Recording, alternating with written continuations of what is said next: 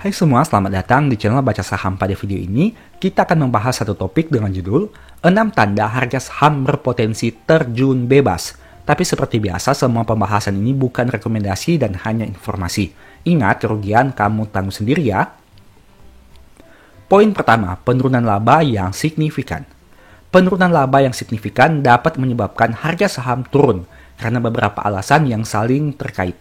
Berikut ini penjelasan mengapa hal ini bisa terjadi. Pertama, menurunnya kepercayaan investor. Laba adalah indikator utama dari kinerja keuangan perusahaan. Ketika laba turun secara signifikan, investor mungkin merasa perusahaan tidak beroperasi dengan efisien atau menghadapi masalah yang tidak dapat segera diatasi. Kepercayaan investor terhadap kemampuan perusahaan untuk menghasilkan keuntungan di masa depan menjadi berkurang, yang kemudian menyebabkan mereka menjual sahamnya sehingga harga saham turun. Poin kedua, penurunan prospek masa depan. Penurunan laba seringkali dianggap sebagai signal bahwa prospek pertumbuhan perusahaan di masa depan melemah. Jika perusahaan tidak mampu mempertahankan atau meningkatkan pendapatannya, investor khawatir bahwa perusahaan mungkin mengalami kesulitan dalam jangka panjang yang bisa menurunkan potensi keuntungan di masa depan. Ketika prospek masa depan memburuk, investor akan menilai saham tersebut lebih rendah dan akhirnya menyebabkan penurunan harga saham. Ketiga, pengurangan dividen. Banyak perusahaan menggunakan laba untuk membayar dividen. Ketika laba turun, perusahaan mungkin terpaksa mengurangi atau bahkan menghentikan pembayaran dividen, yang bisa mengecewakan para pemegang saham yang mengandalkan dividen sebagai penghasilan. Pengurangan dividen seringkali dianggap sebagai signal ketidakstabilan keuangan, yang menyebabkan investor menjual saham dan menyebabkan harga saham turun. Keempat, meningkatnya ketidakpastian ekonomi dan keuangan. Penurunan laba bisa disebabkan oleh berbagai faktor eksternal atau internal yang memperburuk kinerja perusahaan, seperti penurunan permintaan pasar, kenaikan biaya produksi, atau masalah lainnya. Ketidakpastian yang ditimbulkan dari penurunan laba bisa mempengaruhi persepsi pasar mengenai risiko yang terkait dengan perusahaan, dan investor cenderung menghindari saham dengan risiko yang lebih tinggi, yang menyebabkan harganya turun. Kita lihat sebagai contoh, di sini ada satu saham yang mana labanya turun signifikan. Di tahun 2015 labanya 6,4T, naik jadi 6,6 dan naik 7,7 di tahun 2017. Kita lihat 3 tahun terakhir. Di tahun 2022 labanya 2,7, naik jadi 5,3 dan turun menjadi 1,3 jika diproyeksikan di tahun 2024. Apakah artinya kinerja 3 tahun terakhir ini tidak ada yang bisa lebih baik dibandingkan kinerja tahun 2015 hingga 2017? Itu artinya dalam jangka panjang, laba perusahaan ini mengalami penurunan yang cukup signifikan. Kita lihat harga sahamnya. Dampaknya apa? Dulunya harga saham perusahaan pernah bahkan berada di atas Rp100.000 dan kini tersisa di angka 11.800 saat video ini dibuat. Ini merupakan hubungan antara laba dan harga saham. Meskipun sebenarnya perusahaan masih mencetak laba yang cukup menarik, yakni di atas 1 triliun, tapi jika melihat data di sini terjadi penurunan harga saham yang signifikan karena terjadi penurunan laba dibandingkan tahun 2015 dan kita lihat 3 tahun terakhir juga. Poin kedua, berita negatif tentang perusahaan. Reputasi perusahaan sangat penting dalam menjaga kepercayaan konsumen, mitra bisnis, dan investor. Jika berita negatif terkait dengan masalah reputasi seperti pelanggaran etika, masalah lingkungan, atau kegagalan dalam memenuhi standar industri, hal ini dapat mempengaruhi persepsi pasar tentang stabilitas perusahaan. Reputasi yang terganggu bisa mempengaruhi penjualan, kontrak bisnis, dan kepercayaan publik yang pada gilirannya dapat menurunkan harga saham. Berita negatif seringkali mengindikasikan adanya peningkatan risiko perusahaan, baik dari sisi operasional, hukum, atau keuangan. Misalnya, berita tentang tuntutan hukum besar, penyelidikan pemerintah, atau kebangkrutan salah satu unit bisnis dapat meningkatkan persepsi risiko investor. Ketika risiko meningkat, investor mungkin merasa bahwa perusahaan menjadi lebih berbahaya untuk diinvestasikan, dan mereka mulai menjual saham yang menyebabkan harga turun.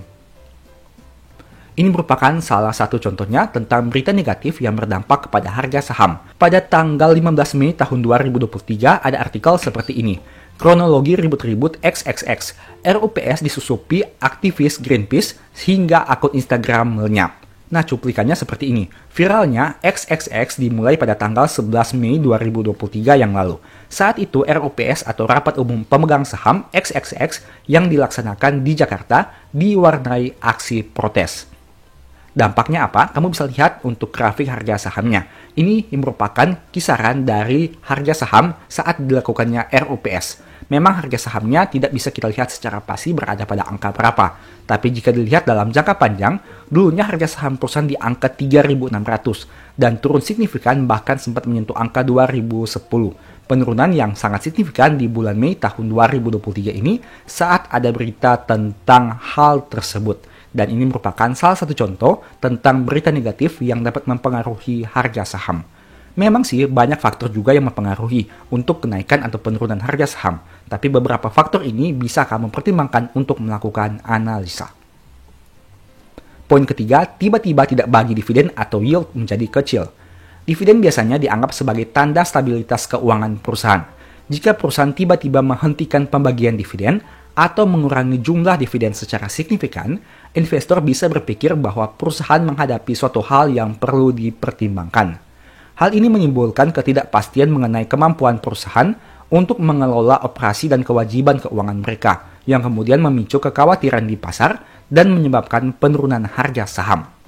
Banyak investor membeli saham karena dividen yang dihasilkan. Bagi mereka, dividen merupakan sumber pendapatan yang stabil dan dapat diandalkan.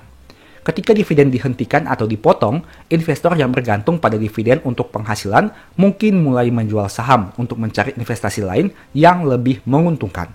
Penurunan permintaan saham ini menyebabkan harga saham turun. Jika perusahaan mengurangi dividen, hal ini dapat mengindikasikan bahwa perusahaan ingin menahan lebih banyak uang untuk tujuan lain, seperti membayar hutang atau meningkatkan kas. Namun pasar bisa menilai keputusan tersebut sebagai tanda ketidakmampuan untuk menghasilkan laba yang cukup besar. Hal ini bisa menurunkan daya tarik perusahaan bagi investor yang mencari perusahaan dengan rasio pembayaran dividen stabil dan tinggi, yang akhirnya menyebabkan penurunan harga saham.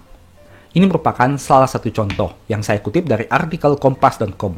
Emiten pertambangan nikel XXX absen membagi dividen kepada pemegang saham dari laba tahun 2023. Hal ini telah mengantongi persetujuan dari para pemegang saham dalam RUPST yang digelar pada hari Senin 10/6/2024. Dengan mempertimbangkan belanja modal untuk proyek-proyek yang sedang berjalan dan modal kerja perseroan di tahun-tahun mendatang, para pemegang saham sesuai dengan rekomendasi direksi dan Dewan Komisaris menyetujui bahwa tidak ada dividen yang akan dibayarkan kepada pemegang saham untuk tahun keuangan 2023, kata manajemen. Nah, ini merupakan informasi. Saham ini memang dalam beberapa tahun terakhir tidak konsisten bagi dividen. Hanya tercatat di sini bagi dividen tahun 2014, 2021, dan 2023. Mungkin itu yang menyebabkan penurunan harga sahamnya tidak terlalu signifikan. Jika kamu lihat di sini, untuk tahun 2024 harga sahamnya memang mengalami penurunan, tapi tidak terlalu signifikan. Mengingat memang perusahaan ini memiliki kebijakan dividen yang tidak konsisten dari tahun ke tahun dari sisi pembagian dividennya. Tapi jika kamu lihat, dalam beberapa tahun terakhir harga saham perusahaan sudah turun cukup signifikan. Sempat berada pada angka tertinggi di atas 8.000, tapi kini hanya 3.210. Poin keempat, valuasi PBV sudah terlalu tinggi. Price to book value adalah rasio yang membandingkan harga pasar saham, harga yang dibayar oleh investor, dengan nilai buku perusahaan. PBV yang tinggi menunjukkan bahwa harga pasar saham jauh lebih tinggi dibandingkan nilai aset perusahaan yang tercatat. Investor mungkin menganggap saham tersebut terlalu mahal atau overvalue, dan hal ini dapat menyebabkan mereka enggan membeli saham tersebut, atau bahkan mulai menjual saham karena khawatir harga akan jatuh. Penurunan permintaan untuk saham akan menyebabkan harga saham turun. PBV yang tinggi seringkali mencerminkan ekspektasi pasar yang sangat optimis terhadap masa depan perusahaan. Namun, jika perusahaan tidak dapat memenuhi harapan tersebut, misalnya, jika kinerja keuangannya lebih rendah dari yang diharapkan, atau jika pertumbuhannya melambat, harga bisa turun sangat tajam. Hal ini karena pasar memperkirakan bahwa harga saham yang tinggi tidak didukung oleh fundamental yang kuat, sehingga harga saham akan terkoreksi untuk mencocokkan nilai perusahaan yang lebih realistis. PBV yang tinggi bisa menjadi indikator bahwa saham perusahaan diperdagangkan dengan premium yang tinggi. Jika perusahaan tidak dapat menghasilkan laba yang sesuai dengan ekspektasi, atau kinerjanya memburuk, investor akan mulai menilai ulang valuasi saham yang dapat memutuskan atau menjual saham tersebut. Penurunan kinerja atau hasil yang tidak sesuai dengan harapan menyebabkan harga saham turun signifikan. Ini merupakan salah satu contohnya. Dulunya saham ini sempat diperdagangkan pada valuasi PBV yang sangat tinggi, bahkan biasanya di atas 50 kali. Tapi dalam beberapa tahun terakhir kamu bisa lihat PBV-nya terus mengalami penurunan dan kini hingga video ini dibuat PBV-nya di angka 18,7 kali. Memang masih cukup tinggi juga. Bagaimana dengan harga sahamnya?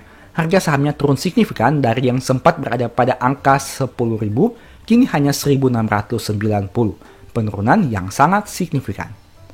Ada juga contoh saham yang lain yang dimana dulunya PBV-nya bahkan sempat berada pada angka di atas 40 kali, tapi kini hanya 2,62 kali. Kamu bisa lihat di sini dari dua contoh ini, saham-saham yang memiliki PBV sangat tinggi pada akhirnya mengalami penurunan harga saham dan menyesuaikan angka PBV-nya menjadi lebih rendah lagi. Ini merupakan harga sahamnya. Kamu bisa lihat dari grafik di sini, dulunya harga sahamnya bahkan pernah menyentuh angka 5.000 dan kini hanya Rp610. Penurunan yang sangat signifikan. Lagi-lagi salah satu penyebabnya adalah dari valuasi PBV yang sangat tinggi. Poin kelima, harga saham sebelumnya naik signifikan karena sentimen sesaat. Ketika harga saham naik tinggi hanya karena sentimen positif sesaat, seringkali harga tersebut didorong oleh optimisme berlebihan atau euforia pasar, bukan oleh fundamental.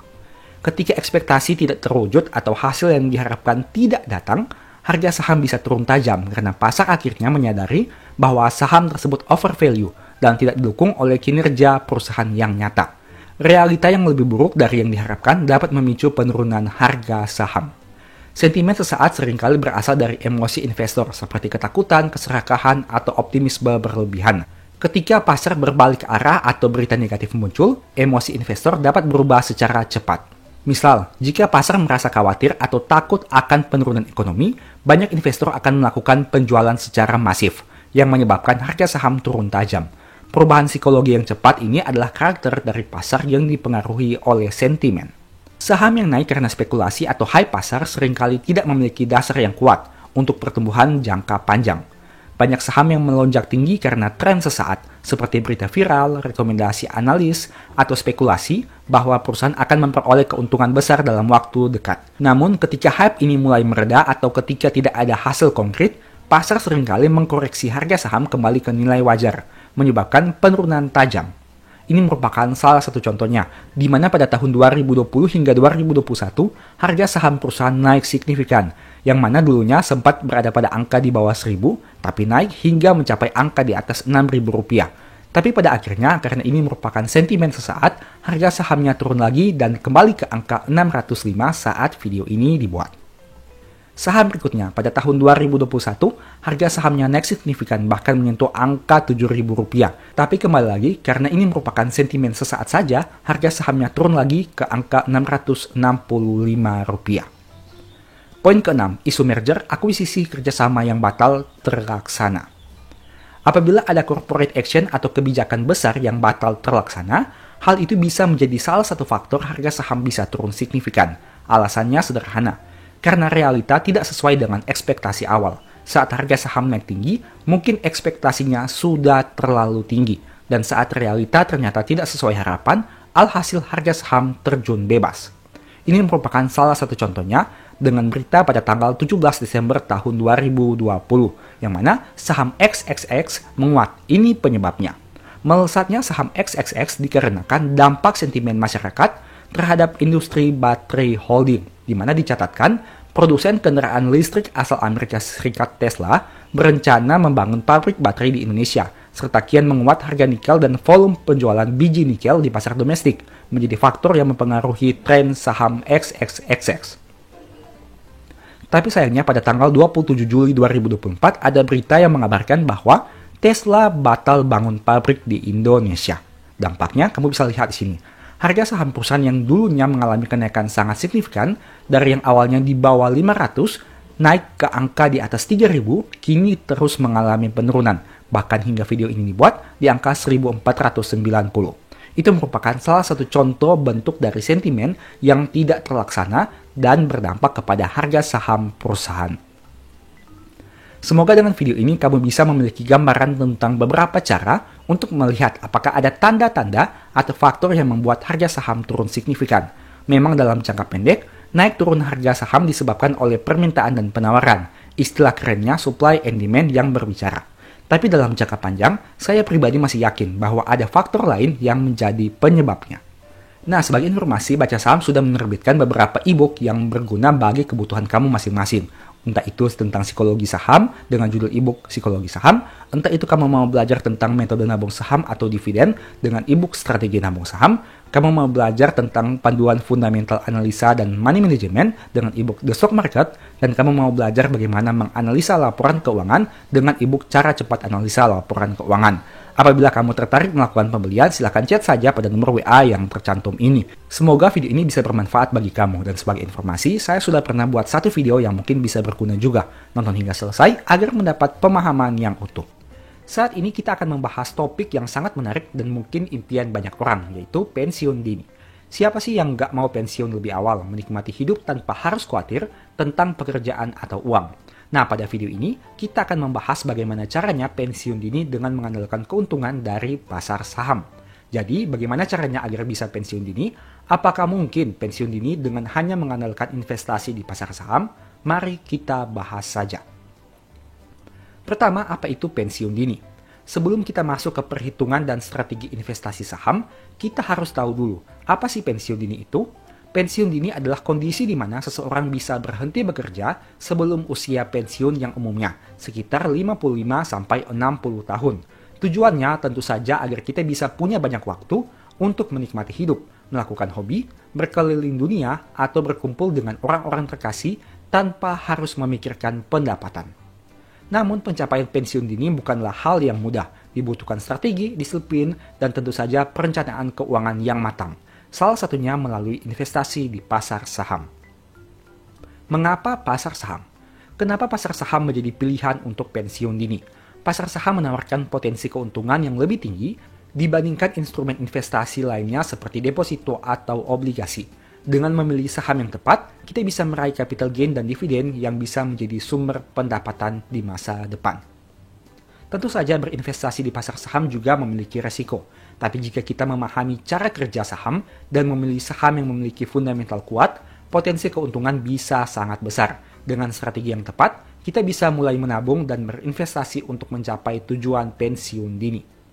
Perhitungan kebutuhan keuangan untuk pensiun dini. Untuk pensiun dini, langkah pertama adalah mengetahui berapa banyak uang yang kita butuhkan untuk hidup nyaman tanpa bekerja lagi. Mari kita coba hitung bersama. Dari tabel ini kamu bisa lihat, misalnya diasumsikan pengeluaran bulanan adalah 10 juta rupiah untuk biaya hidup seperti makan, transportasi, dan lain-lain. Itu artinya jika dikalikan 12 bulan atau setahun, pengeluaran setahun adalah 120 juta rupiah. Nah, sekarang pertanyaannya, dengan angka 120 juta ini, bagaimana cara memperoleh pendapatan sebanyak itu hanya dari instrumen pasar modal atau dalam kata lain adalah melalui saham? Ini merupakan simulasi perhitungannya. Dari data ini kamu bisa lihat bahwa dengan modal investasi 1,2 miliar dan menghasilkan imbal hasil 10% per tahun, maka berarti kamu bisa memperoleh 120 juta per tahun hanya dari investasi di pasar modal. Dan apabila ada dividen yang dibagikan misalnya 5%, kamu juga memperoleh dividen tahunan sebanyak 60 juta rupiah. Nah, dari data ini sebenarnya ada hal yang realistis dan tidak. Yang pertama, untuk hal realistisnya, memang potensi memperoleh keuntungan di pasar modal itu ada dan bisa achievable. Dalam hal ini kamu bisa lihat bahwa sangat mungkin untuk memperoleh imbal hasil 10 tahun di pasar modal dengan dividen yield 5%. Artinya angka 10 dan 5% ini bukanlah hal yang tidak mungkin dicapai, melainkan hal yang realistis. Tapi di sisi yang lain, bagaimana mungkin kamu bisa menjamin bahwa setiap tahun kamu bisa memperoleh imbal hasil 10% secara konsisten? Dengan kata lain, modal investasi 1,2 miliar ini sebenarnya masih cukup rawan jika ingin hidup dari investasi saham saja. Mengingat apabila modalnya berkurang atau dengan kata lain harga sahamnya turun sehingga modal investasimu berkurang akan berdampak kepada keuntungan yang kamu peroleh yaitu mungkin saja di bawah 120 juta per tahun. Bagaimana dengan inflasi, biaya hidup yang naik, dan lain-lain? Nah, ini merupakan skenario yang bisa kamu lakukan. Setidaknya kamu harus memiliki dana minimal biaya hidup saat ini dikalikan 2. Dengan kata lain, jika tadi kita asumsikan biaya hidup 120 juta per tahun dengan modal investasi 1,2 miliar, itu artinya kamu harus kalikan 2. Dengan kata lain, modal investasi kamu setidaknya 2,4 miliar. Dengan imbal hasil yang kita asumsikan 10%, berarti keuntungan yang diperoleh 240 juta per tahun atau 20 juta per bulan. Masih dengan skema yang sama, dengan asumsi dividen yield 5%, kamu akan memperoleh dividen 120 juta per tahun. Nah, dari sini, angka ini mungkin lebih realistis. Kenapa? Karena meskipun kamu tidak mencapai imbal hasil atau return 10% per tahun, kamu masih bisa berharap dari dividen yang diterima yaitu 5% per tahun. Angkanya 120 juta sesuai dengan minimal biaya hidup yang kamu butuhkan. Dengan kata lain, semakin besar modal investasi yang kamu miliki akan berdampak kepada semakin realistis kamu bisa hidup dari saham, entah itu dari capital gain ataupun dari dividen. Tapi ingat, ini hanya simulasi, tentu saja realitanya tidak seindah ini. Banyak faktor yang mempengaruhi, entah itu naik turun harga saham, kebijakan membagi dividen atau tidak, berapa besarnya payout rasio dividen, bagaimana kinerja keuangan perusahaan ke depan, dan masih banyak lagi. Dan tentunya, saham yang dulu bagus belum tentu bagus sekarang, dan saham yang bagus sekarang belum tentu bagus di masa depan. Sehingga angka ini tidak seindah simulasi. Dan realitanya, kamu harus pertimbangkan juga dari aspek risiko terburuk yang siap kamu hadapi. Salah satunya adalah misalnya, kamu menyediakan dana cadangan yang mana digunakan untuk mengantisipasi apabila pasar saham tidak bisa menghasilkan keuntungan secara konsisten kepada kamu. Sehingga kamu tidak perlu menarik modal di saham itu untuk bisa memenuhi kehidupan bulananmu. Strategi investasi saham untuk pensiun dini. Sekarang mari kita bahas bagaimana cara mengumpulkan modal melalui investasi saham. Dalam hal ini, kamu sudah melihat modal yang dibutuhkan misalnya 2,4 miliar rupiah. Kunci utamanya adalah mulai berinvestasi sesegera mungkin, memilih saham yang stabil, dan reinvestasi keuntungan yang didapat. Untuk reinvestasi saya sudah sempat buat video sebelumnya, silakan kamu nonton saja. Langkah pertama adalah memilih saham yang memiliki potensi pertumbuhan jangka panjang.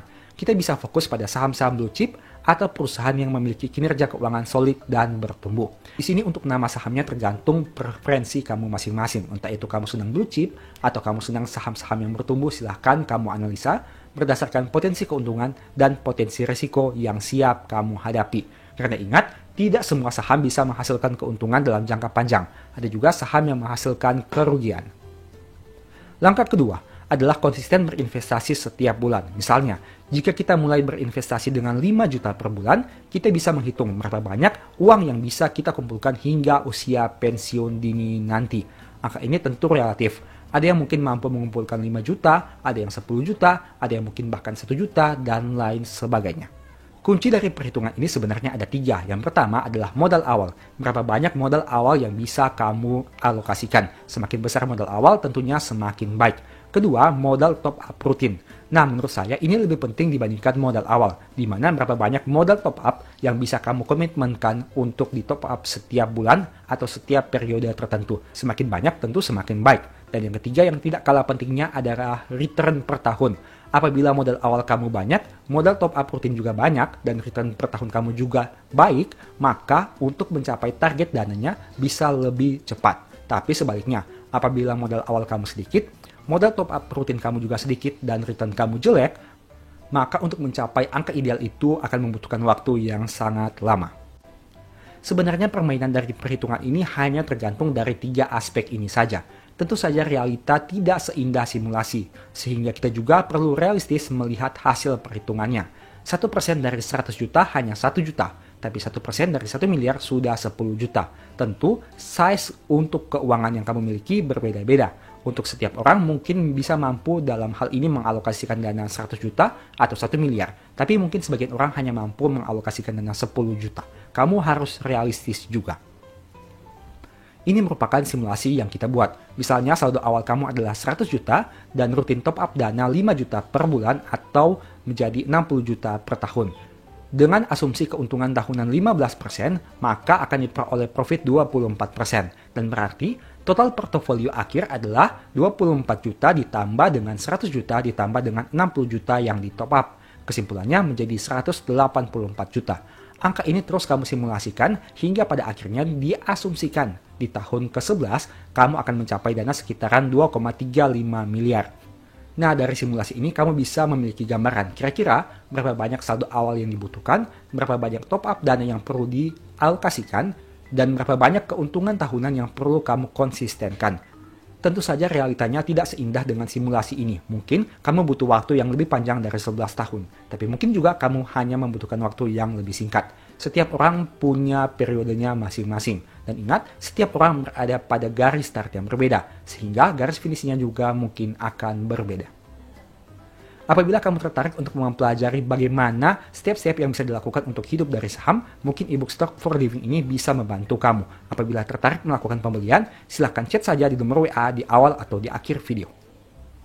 Poin berikutnya yang akan kita bahas adalah pentingnya risiko yang harus diperhatikan. Meski investasi saham bisa memberikan imbal hasil yang besar, penting untuk selalu melakukan money management dengan baik agar potensi risiko bisa diperkecil dan potensi profit bisa lebih maksimal. Selain itu, kamu juga harus siap dengan risiko pasar yang bisa fluktuatif.